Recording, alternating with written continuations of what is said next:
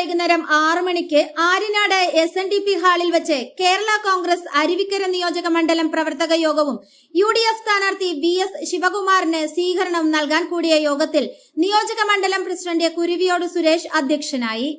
നിയോജക മണ്ഡലം secretary CT Sasidharan Nair സ്വാഗതം പറഞ്ഞു. സംസ്ഥാന സ്റ്റിയറിംഗ് കമ്മിറ്റി അംഗം കുളപ്പട മുരളീധരൻ നായർ യോഗം ഉദ്ഘാടനം ചെയ്തു. സംസ്ഥാന സ്റ്റിയറിംഗ് കമ്മിറ്റി അംഗം വെള്ളനാട് രവികുമാർ മുഖ്യപ്രഭാഷണം നടത്തി.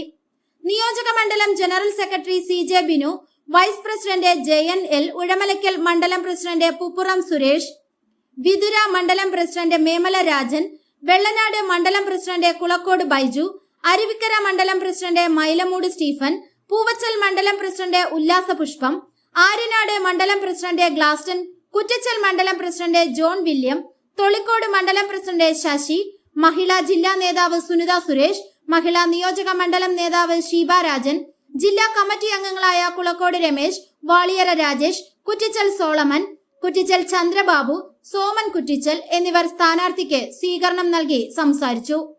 തുടർന്ന് സ്ഥാനാർത്ഥി സ്വീകരണം ഏറ്റുവാങ്ങി നന്ദി പ്രകാശനം നടത്തി വോട്ട് അഭ്യർത്ഥിച്ചു.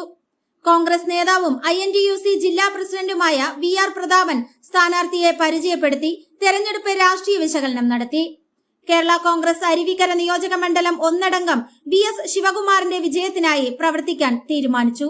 വിജയൻ പേരമൂട് യോഗത്തിൽ പങ്കെടുത്തവർക്ക് നന്ദി അർപ്പിച്ചു.